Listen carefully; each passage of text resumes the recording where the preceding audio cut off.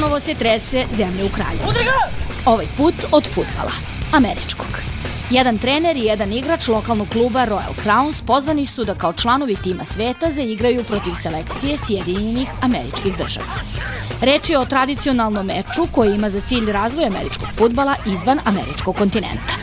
U timu sveta sačinjavaće najbolji igrači sveta ispod 19 godina i najbolji treneri sveta, osim Amerike, naravno. Ja nisam mogu da verujem.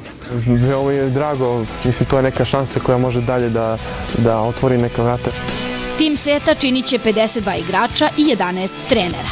Pošto svaka pozicija u američkom fudbalu ima svog trenera, bivši igrač, a trenutni trener juniorske reprezentacije Srbije Vuk Vučković komandovaće napadima. Uprkos tome što putem interneta sa ostalim trenerima već ugovara taktiku, postoji šansa da on i njegov quarterback uopšte ne odu na zakazani meč u Teksas. Nama je potrebno samo za kartu, ali Savez nije bio u mogućnosti da to obezbedi, tako da očekujemo eventualno od lokalne vlasti ili prikupljamo od raznih i privatnih firmi, neki su pomogle, tako da jurimo na sve strane da to nekako obezbedimo. Trude se takođe i da se što bolje pripreme. Da bi ih izabrali, bila je dovoljna jedna kvalifikaciona utakmica za evropsko prvenstvo, a sada su važni treninzi. Strahinja sa svojim saigračima svakodnevno uvežbava akcije. Umesto na stadionu, treniraju na pisti Kraljevačkog aerokluba. Daleko je Kraljevo od boljih uslova. Od Amerike tek. Mi smo na nekom nivou njihovog high schoola, srednje škole. Takav je nivo našeg američkog fudbala. I to one osrednje srednje škole, ne one najjače što imaju, nego osrednje ekipe. To ipak nije razlog da se odustane. Srbija je pionir u ovom sportu, a za našu decu kažu da su prilično talentovana.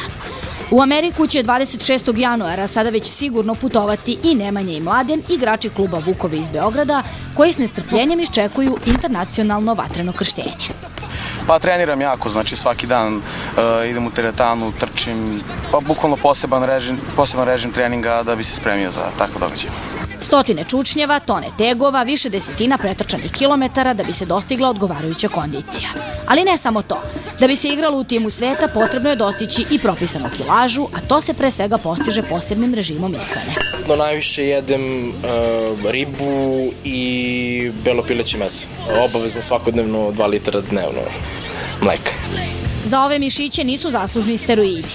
Tajna gojenja sa 92 na 100 kg u Nemanjinom slučaju je u suplementima. Suplementi su dodaci ishrani koji, znači, kreatin, protein, glutamin, to su, znači, to je bukvalno ono što mi jedemo, samo što mi to unosimo u dodatnoj količini koju mi ne možemo da unesemo hranom. Znači, ja bi da unesem proteina koliko mi treba bi da pojedem 10 kg mesa dnevno, što je nemoguće.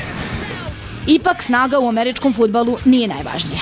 Svaki igrač na terenu mora mnogo da razmišlja da bi uopšte igrao ovaj sport, tako da neko može da bude jak koliko hoće, ali ako nema mozga i ako ne ume da razmišlja, on neće moći da igra ovaj sport.